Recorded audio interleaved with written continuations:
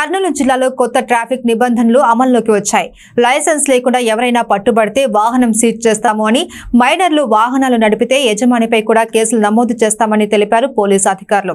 Traffic rules అతిక్రమించిన వారికి 10,000 వరకు జరిమానా విధించనున్నారు. ఈ కొత్త చట్టాలు బేనస్ కిందకు వస్తాయని, అతిక్రమిస్తే జైలు శిక్షతో పాటు భారీ జరిమానా విధిస్తారని తెలిపారు. అంతేకాకుండా పర్యవేక్షణలో భాగంగా కర్నూలు సిటీలో ఆటోమేటిక్ సెన్సర్స్ ఏర్పాటు చేసినట్లు వివరించారు.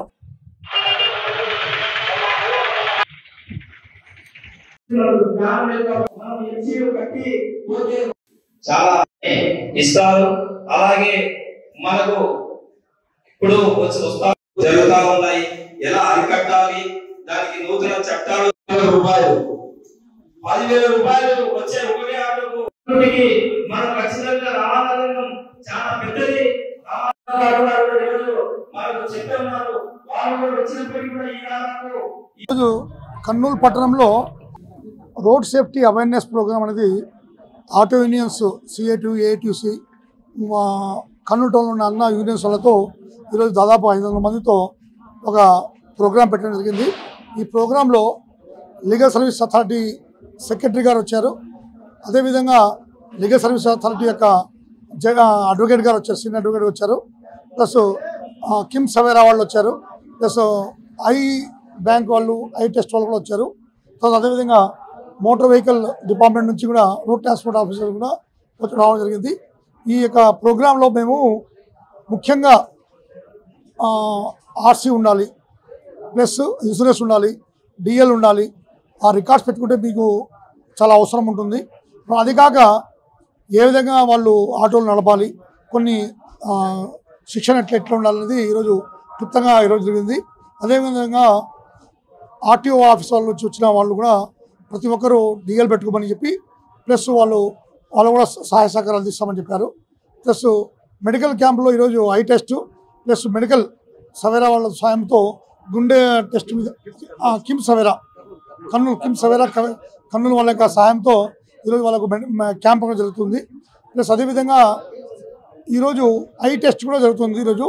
కనుక వీళ్ళందరూ ఆటో వాళ్ళందరూ క్రమశిక్షణతో ఉండి ట్రాఫిక్ని ఎలాంటి అంతరాయం లేకుండా కర్నూలు ట్రాఫిక్ని బాగా చేయాలనే ఉద్దేశంతో ఈ అవగాహన సదస్సు జరుగుతుంది. SP గారి యొక్క ఆదేశాల మేరకు, DSP ఆదేశాల సార్. ఒకటి సార్, ఫస్ట్ మనకు 9 పాయింట్స్లో IRV ఇన్ఫ్రారెడ్ కెమెరాస్ ఉన్నాయి. జంప్ సిగ్నల్ అయితేనే ఆటోమేటిక్గా అదే తీసేసుకుంటుంది. అది డైరెక్ట్గా విజయవాడలో ఉండే హెడ్ ఆఫీస్కి వెళ్ళిపోతుంది. దాన్ని మనం ఏం చేయలేము. అదేవిధంగా రాంగ్ పార్కింగ్, DL లేకపోవడము ఇవన్నీ ఉంటాయి. అంటే ఒకసారి ఇప్పుడు ఎగ్జాంపుల్ కొన్నిసార్లు మా పోలీసు వాళ్ళు కూడా పడుతుంటాయి, ఫైన్లు పడుతుంటాయి.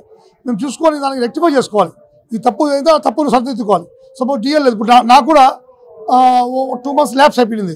నేను ఇమీడియట్ నా యొక్క DL ఇక్కడ కాదు, అనంతపురమే నేను చేస్తున్నా. ఎగ్జామ్ ఇక్కడ అప్లై చేసుకుని అనంతపురమే అటెండ్ అయినాను. ఎందుకంటే DL అనేది మస్ట్. నాకు పోలీస్ ఆఫీసర్ నేనే DL పెట్టుకుంటున్నా. ఎందుకంటే ఇన్సూరెన్స్ పెట్టుకోవాలి, ఇవన్నీ అవసరం ఉంటుంది.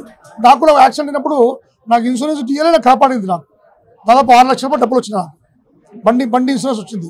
కనుక మీరు కూడా నేను చెప్పేది అంటే చాలా సందర్భాల్లో డబ్బులు లేదనుకోండి, ఇన్సూరెన్స్ లేకుంటే ఏమవుతుంది, అతనే కట్టియాలి, ప్లస్ బండి సీజ్ అయిపోతుంది. అది ఆస్తి నుంచి మనం చెప్తామని ఆర్డర్స్ ఉన్నాయి. ఈరోజు కార్యక్రమం ముఖ్య ఉద్దేశం రోడ్ సేఫ్టీ, ఇన్సూరెన్స్ ఉండాలి, FC ఉండాలి, DL ఉండాలి. ఏది లేకున్నా కూడా మనకు చాలా ఫైన్స్ అనేవి చాలా ఎక్కువగా ఉన్నాయి. ఇన్సూరెన్స్ ఉంటే మనకు FC జరుగుతుంది. ఇన్సూరెన్స్ లేదే FC జరగదు. FC లేదే పర్మిట్ రాదు. కాబట్టి మనం ఏ విధంగా చూసుకున్నా కూడా మనం అన్ని డాక్యుమెంట్స్ బాగా అన్ని దగ్గర పెట్టుకుంటే ఎవరికి భయపడాల్సిన పని లేదు.